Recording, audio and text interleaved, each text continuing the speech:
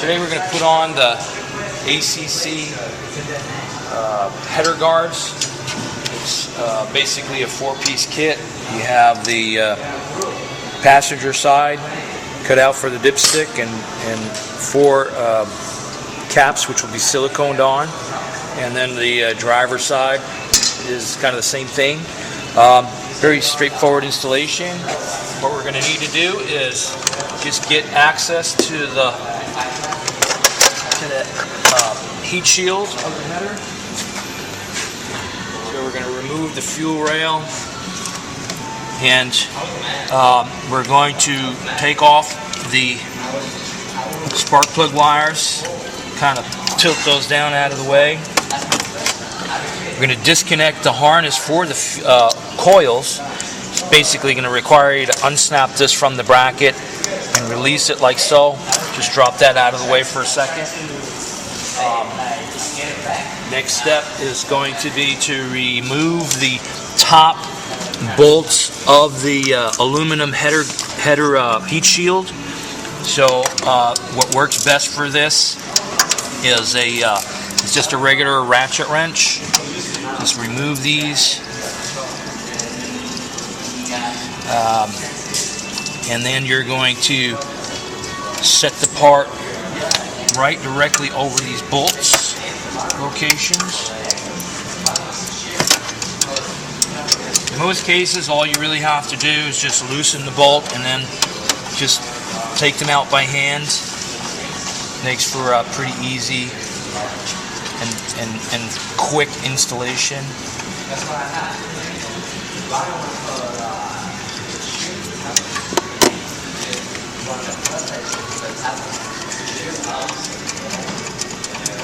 Okay, now it's important to know that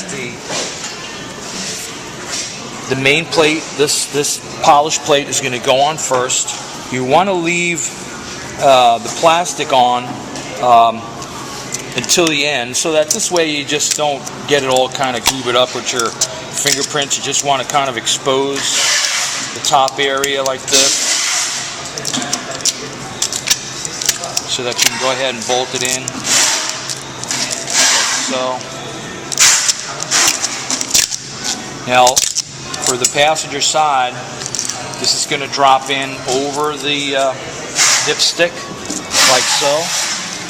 You're going to just set it down and line up the holes like so. You'll see all that, they'll line up pretty easily.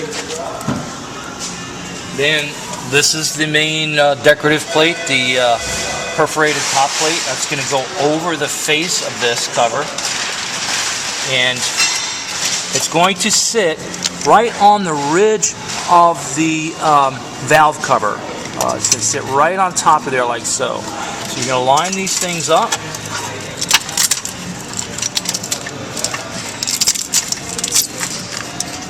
Okay, just like so.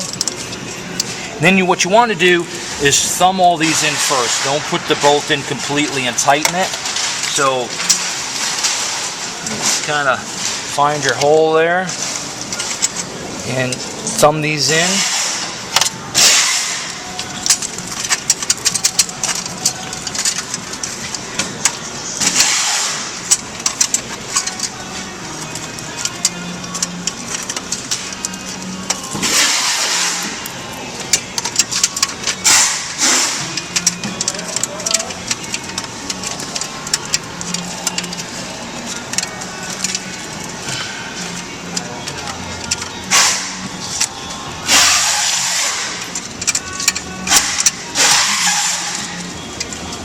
Once you get everything started, you can just go ahead and crank it down, making sure everything is lined up properly.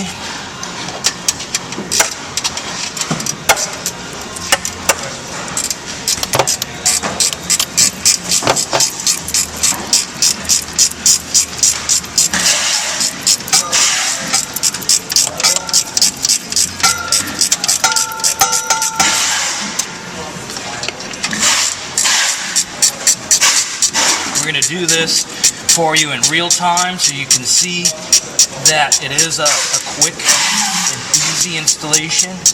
Didn't really require any other special tools other than this ratchet wrench. I suppose you can do it with a regular 1/4-inch drive socket wrench, but really pretty easy to just do it with a ratchet wrench.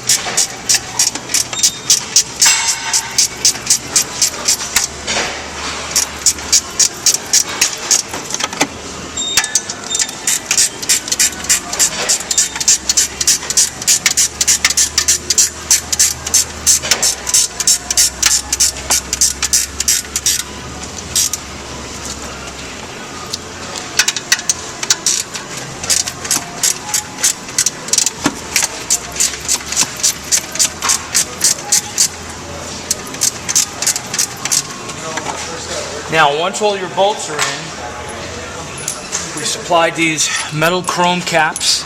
That is just a decorative cover for the bolt head. We're going to ask you to silicone these on. Silicone is a material that does not burn or melt or smell when it gets hot. So, pretty straightforward thing to do. You want to use clear, 100% clear silicone.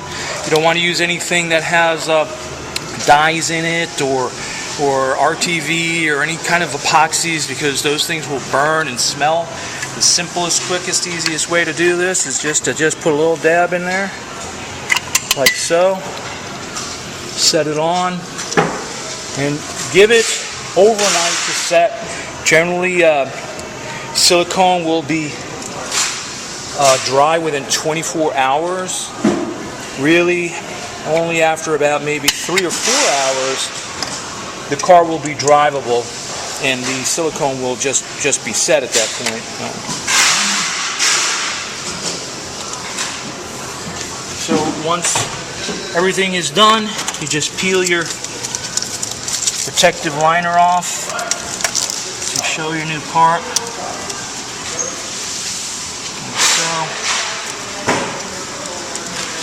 And you can just go ahead and put everything back together.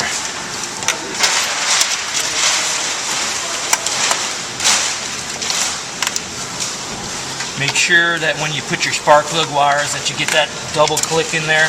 You don't want these things falling out on you on the road. Just reassemble your harness. Make sure you reinstall your security clip. And just snap this back on,